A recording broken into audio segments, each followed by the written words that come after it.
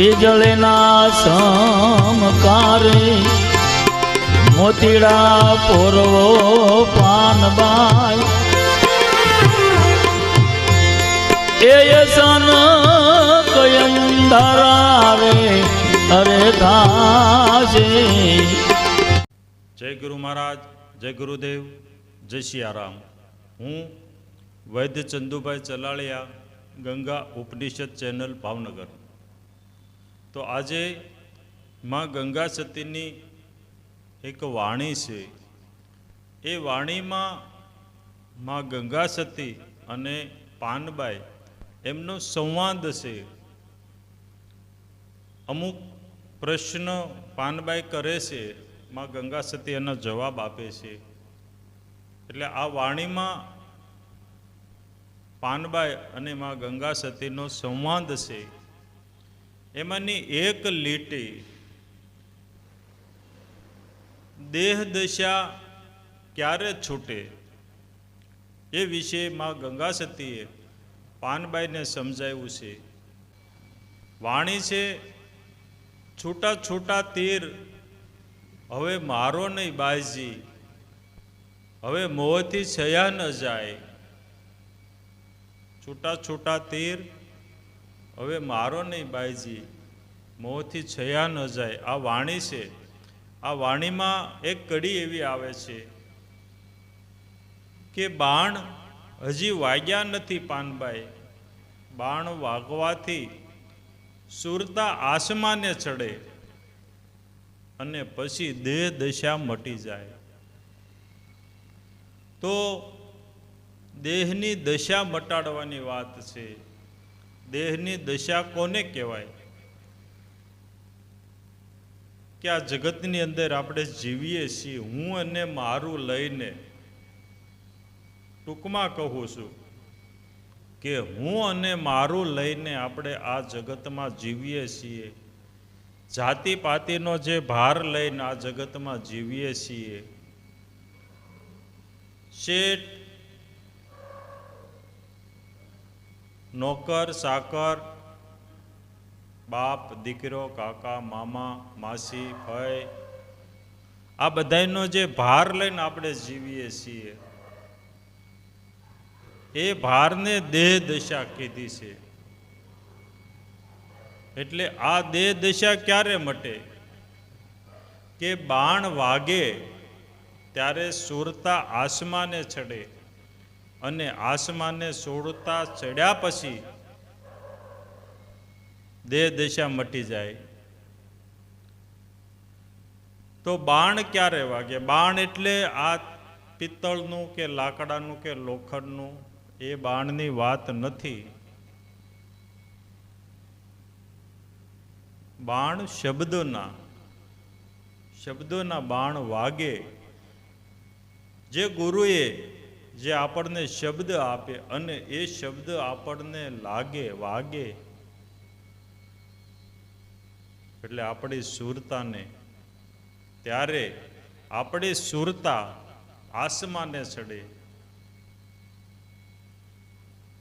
આપણે એક છાખી પણ કહેવાય છે કે શબ્દના માર્યા મરી ગયા, શબ્દે છોડ્યા રાજ।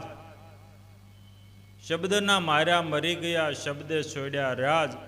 જેને જેને શબ્દને વિચાર્યા, જેને જેને શબ્દને વિચાર્યા, વિચાર્યા અને વિસાર્યા, એના સરી ગયા સબ કાજ। શબ્દના માર્યા મરી ગયા। જે ગુરુએ જે શબ્દ માર્યો હોય અને એના માર્યા પણ ઘણા ભક્તો મરી ગયા છે, મનથી મરી ગયા છે। અને શબ્દે છોડ્યા રાજ, તો ગોપીચંદે એની માના શબ્દ લાગી ગયા તો એને રાજ પણ છોડી દીધા। તો આવા જેને જેને શબ્દનો વિચાર કર્યો છે અને લાગી ગયા છે, એના પણ કાજ સરી ગયા છે। અને જેને શબ્દને વિસારી દીધો છે, વિસાર્યો એટલે ભૂલી ગયા, શબ્દને છોડી દીધો, તો એના પણ કાજ સરી ગયા છે. તો આવા જે બાણ વાગે શબ્દના ત્યારે સુરતા આસમાને ચડે. આપણે એવું પણ કહેવાય છે કે શબ્દ અને સુરતાના ઘરે આવ્યા લગન, એવું પણ કહેવાય છે. એટલે જે સુરતા છે એને શબ્દ મળે ત્યારે આ જે સુરતા છે એ આસમાને ચડે, અને આસમાને ચડે પછી દેહ દશા મટે.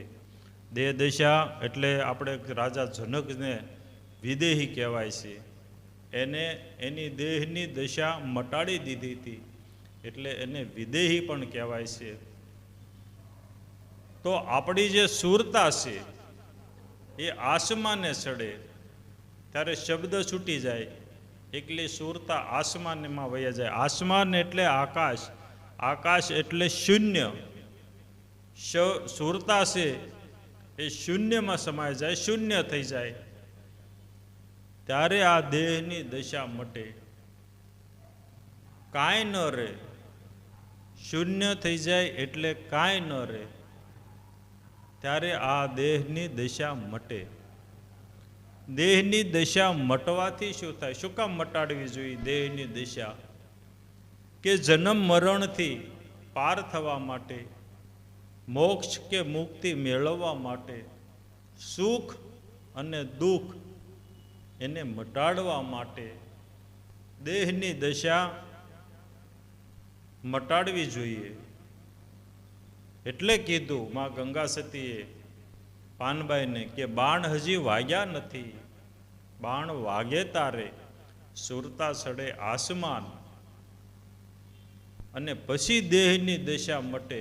શૂન્યમાં સુરતા શૂન્યમાં વહી જાય, શૂન્ય થઈ જાય ત્યારે આ દેહની દશા મટે. હવે એને એક